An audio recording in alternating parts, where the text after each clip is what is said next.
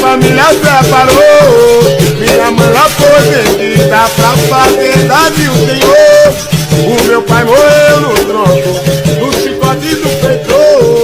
O meu irmão não tem a orelha, o que eu peito arrancou. Da capoeira muito bonita. É lindo, né? Uhum. E aí nós vamos ter agora dia 20 de novembro, o dia da consciência negra, né? E a capoeira representa os negros. Primeiramente, boa noite. Muito obrigado pela oportunidade, né? Estou aqui representando o Grupo Cordão de Ouro, do mestre escravo, mestre César Escravo de Teresina, e o contramestre David Mingau, aqui de Piripiri, certo? A capoeira, ela remonta na época das grandes navegações, né? Na época dos escravos, que serviu como uma forma de luta para a defesa dos escravos, né? Que não queriam mais ser escravizados, então eles fugiam, certo? Dos seus locais, dos seus engenhos, formavam os quilombos, e nos quilombos eles se utilizavam dessa arte dança chamada de capoeira para sua autodefesa, né? Eles também praticavam isso na casa de engenho, na casa do senhor, né? Só que como eles não poderiam demonstrar que estavam lutando, eles acabavam por mesclar essa luta, né, em forma de dança. Então, quando os senhores chegavam, eles fingiam que estavam dançando para mesclar, para mascarar que não estavam treinando essa arte marcial para a defesa deles contra os senhores de escravos. Remete muito à questão dos orixás, né? Por exemplo, tem o atabaque, nós temos o atabaque, que é um instrumento de batida, né, de batidas tribais. A gente tem o birimbau, né, que serve tanto para avisar qual o modelo de jogo, porque a gente tem vários jogos.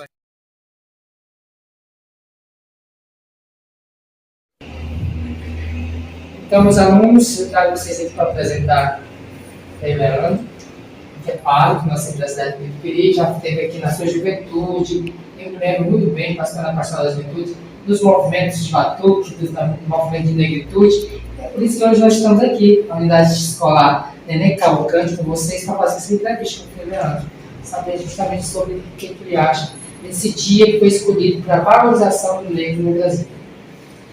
Bom, Freire, eu queria saber, para você, qual a importância da consciência negra?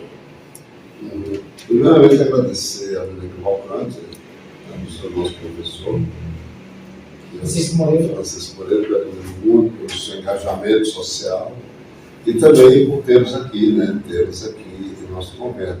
E, sobretudo, o interesse de vocês pela essa temática. Uma temática pertinente, importantíssima em tempos atuais, né? Eu vejo no meu engajamento no movimento desde a década de 80, tudo começou em 1988, é importante que vocês saibam, como disse o professor Francisco, em 88, a Igreja Católica, né, aqui no Brasil, a fraternidade e o negro, certo? Com esse tema, a fraternidade e o negro. E eu lembro, eu vi o clamor desse povo, né? E daí então, até então, eu não tinha muito engajamento e fazer pouco caso dessa temática da questão do negro. E aí foi por meio dessa campanha de 88 que despertou em mim o interesse, certo, de uma leitura crítica a respeito do negro no Brasil, isso é importante, né? Considerando a escravatura como foi de lá, né, largado aqui, de tempo, em que os nossos escravizados, né, tinham uma situação desumana. Então, a partir daí, eu comecei a trabalhar essa questão da raça, a questão da cor, aí comecei a me aceitar e fui entrando dentro do movimento, né? E aí é onde nós criamos o movimento franciscano negro, em 88. Começamos a participar durante uns 10 anos, certo? Com essa bandeira da questão da importância do negro, a importância da identidade, a importância de assumirmos dentro da nossa pastoral esse trabalho, a importância de uma evangelização marcada, né, ou no Cristo Negro, né? Então tudo isso foi ocorrendo, né? E depois eu fundei em Teresina, com outro colega da Universidade Federal, o Movimento Unificado Negro do Piauí. E daí fui me engajando o tempo todo, né, nessa questão do movimento afro-brasileira. E aí tem a questão da beleza, como eu disse, a beleza afro-brasileira foi quando a gente começou. O negro é bonito, o negro é belo, a questão do cabelo, black power, né, tudo isso. As cores, com a influência da África. Começamos a dança dentro da igreja, missas afros, eu celebrei aqui, o povo ficou espantado, me chamou de macumbeiro, tudo isso naquela época aconteceu, né? Mas aí a gente tinha já uma altivez, estava dentro de uma positividade e do valor da nossa raça. Por isso, nesse momento, né, eu assumi essa questão da negritude. Como o senhor falou, eu queria saber como que é tratado o racismo dentro da igreja. Isso. Um ato de racismo. Pois é, esse ato de criança, né, ele foi racismo, por outra criança branca. Se ela me chamou, passa por ali negro, talvez na família, né, da criança branca, né, já tivesse essa coisa. Foi o primeiro ato de racismo. O racismo, ele estava muito emprenhado, e o professor perguntava, será que na igreja tem racismo? Olha, chama-se racismo institucional, né? E por muito tempo a igreja não tinha padres e levitas pretos nas suas fileiras, eram pouquíssimos. E no início, por exemplo, antes do Vaticano II, que aconteceu em 1962, era uma exigência muito grande para o preto entrar para ser padre. Já teve uma Constituição da Bahia que negava, em 1800 e poucos, né, negava a entrada de pretos dentro da igreja para ser padre. Um Papa e teve a Córdoba da África disputando, né, a eleição após a morte do Papa Francisco, né? Mas ele tem essa dívida de um Papa preto, né, representado no continente africano. Isso é importante porque mostra, né, a superação do racismo institucional chamado, né? E mais. Sobre as cotas negras. Isso, olha, nós lutamos bastante. Esses 10 anos que eu passei no movimento, década de 90, foi lutando por cotas, certo? De pretos, de jovens, estudantes pretos, negros, nas universidades, públicas e privadas. E aí, quando eu estive em São Paulo estudando para o mestrado e doutorado, eu participei do Fórum Nacional da Igualdade Racial em São Paulo. Fizemos muitas reuniões, seminários, estudos a respeito da importância das cotas. Tinha uma oposição muito grande dos donos de escolas privadas e mesmo na elite brasileira, ainda hoje, resiste essa questão de cotas. Mas foi uma luta positiva. Hoje as cotas é uma realidade, foi aprovada no Congresso brasileiro, certo? O PL 73/99, se não me engano, certo? O Estatuto da Igualdade Racial também foi aprovado. Eu fiz parte dessa luta ao tempo que eu estive em São Paulo, lá no Congresso, discursei naquele Congresso, lutando e mostrando a importância das cotas. Graças a Deus, depois, um ano depois, eu retornei para o Piauí, as cotas foram aprovadas no Estatuto. Zumbi dos Palmares, você tem perguntado. Zumbi dos Palmares, gente, um grande líder. Todos nós, inclusive, todos nós fomos inspirados em alguém. Esteve Biko foi um grande, vocês precisam estudar, grande lutador da África, pela libertação da África, certo? Morreu lutando, temos muitos negros de renome. Então tem Zumbi, o nosso paradigma é Zumbi, né? Zumbi dos Palmares. Foi criado, filho de pais escravizados, mas foi criado pelo padre, aprendeu, tinha leitura, tinha latim, tinha estudo, foi educado por um padre, certo? E depois ele foi como Moisés, né? Tinha um Zumbi como Moisés, saiu da sacristia e foi lutar lá no quilômetro dos Palmares, né? Alagoas. Então subiu para quilômetro dos Palmares, eram compostos na sociedade de mocambos, certo? Então, tinha uma população expressiva de foragidos, escravizados que fugiam para esse local, certo? Serra da Barriga, fica em Alagoas. E lá eles começaram a montar os quilombos, famílias, aos 40 anos. Né? Então já era um Estado, certo? Um Estado quilombola, dentro de outro Estado. E aí, então, o governo mandou destruir quilombos tomados. E Zumbi é símbolo da luta nossa, pela liberdade, graças a essas lutas. Depois tivemos a lei do ventre livre, sexagenário, dos idosos, né, até chegar à abolição, certo? Então, Zumbi é importante. Ele morreu no dia 20 de novembro de 1695, Zumbi morreu, foi assassinado. E agradecer por esse momento, né, sobre tirar um pouquinho do seu tempo para poder fazer a entrevista comigo, agradecer pelo nome da escola, pela nossa turma. Então eu agradeço e estamos aí, quando eu publicar esse livro, sim. Eu sou da segunda série, eu faço lá no Neném Cavalcante. Carla, sou da escola Neném Cavalcante e nós viemos fazer algumas perguntas para você sobre licença negra. O que você faz dentro da comunidade negra? Como você ajuda, como você atua na comunidade, na nossa comunidade? Meirian, né? Sou professora, educadora popular, sou mãe, mulher negra, preta. Profissionalmente eu já tive a oportunidade de estar em vários espaços, não só educativo, na condição de professora, mas também espaços de gestão, né?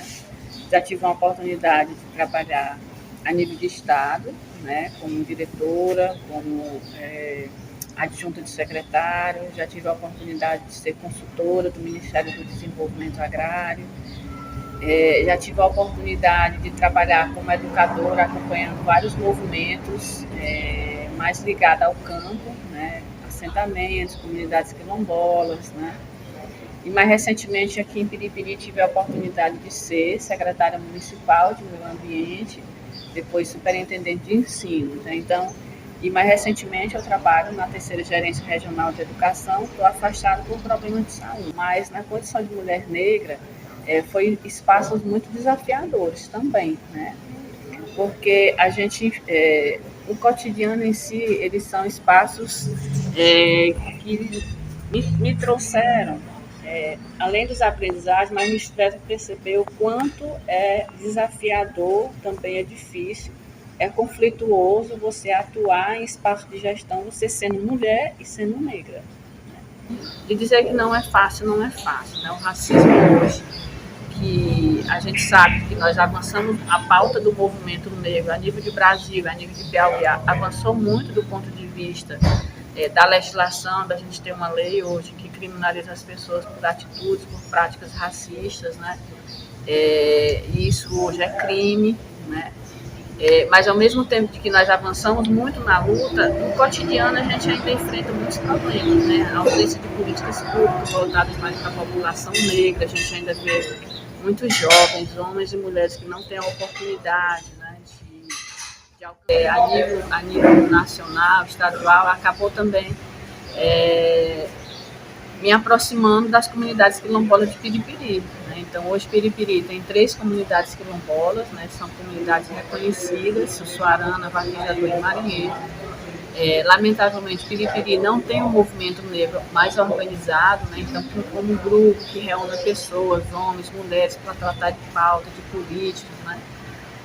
Não só do ponto de vista da renda, mas de todas cultura, renda, saúde, educação, a gente não tem. Então, que a pauta principal deles é a cultura, porque a cultura, ela acaba sendo uma política, uma ação que ela consegue agregar, reunir muita população negra, né?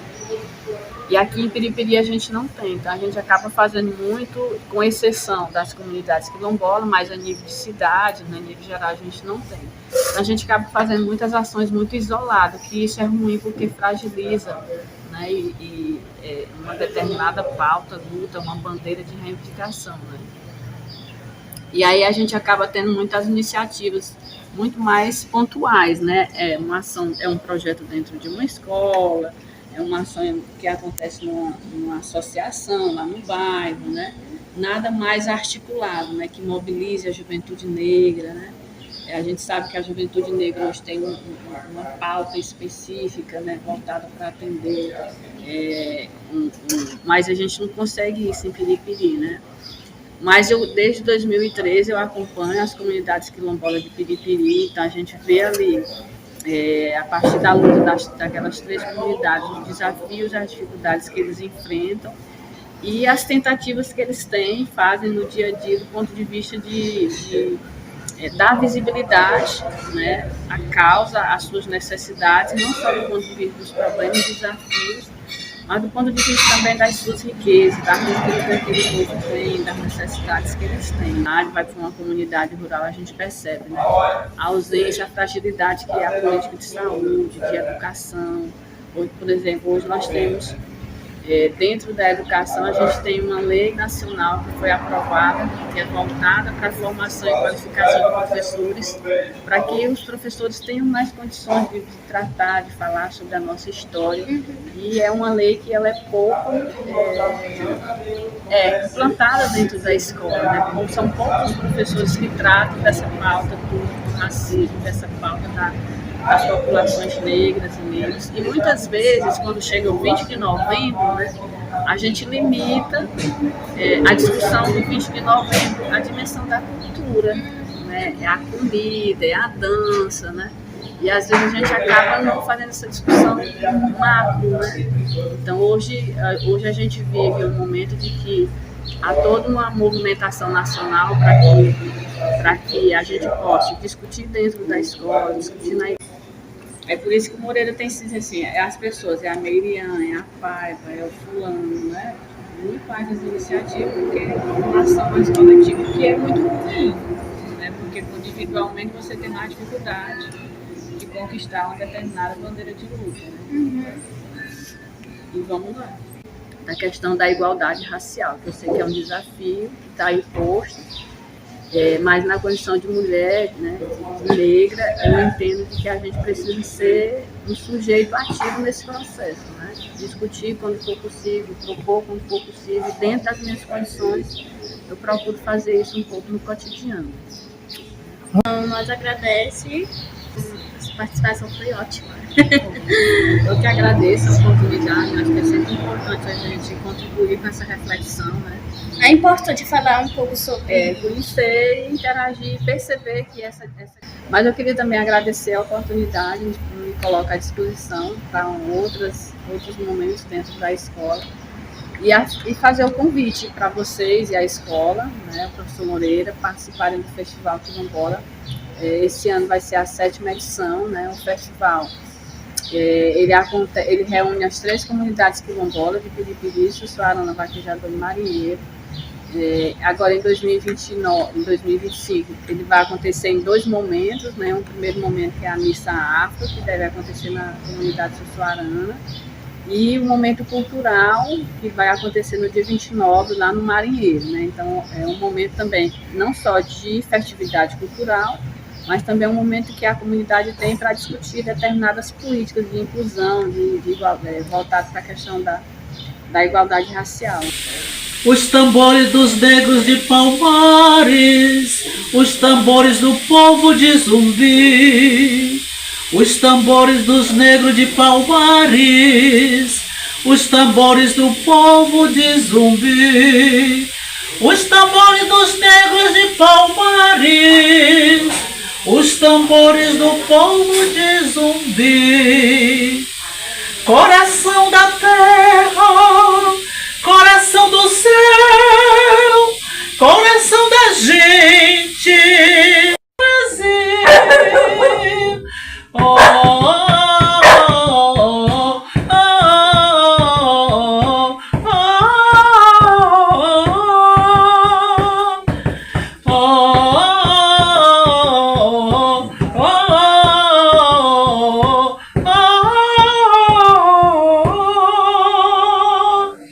Os tambores do povo de Palmares, os tambores do povo de Zumbi, os tambores do povo de Palmares, os tambores do povo de Zumbi.